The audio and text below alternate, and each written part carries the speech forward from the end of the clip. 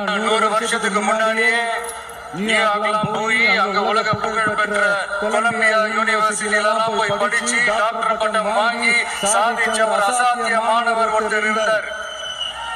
அது கூட பெருசு இல்ல, அவர் எந்த சூழ்நிலையில அங்க போய் படிச்சு சாதிச்சாருன்றதான் மிகப்பெரிய விஷயம்.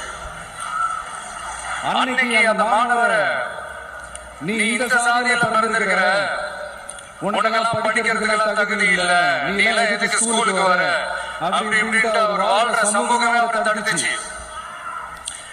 அதையும் மீறி அந்த மாணவர் பள்ளிக்கூடம் போன சக மாணவர்களுடன் சரிசமா உட்கார்ந்து படிக்க அவருக்கு அனுமதி இல்ல.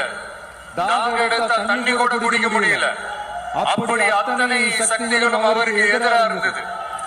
ஆனா ஒரே ஒரு சக்தி மட்டும்தான், நீ படி, எத்தனை தடைகள் வந்தாலும் படி, தொடர்ந்து படி அப்படின்னு சொல்லிக்கிட்டே இருந்தது. அதுதான் அந்த மாணவர்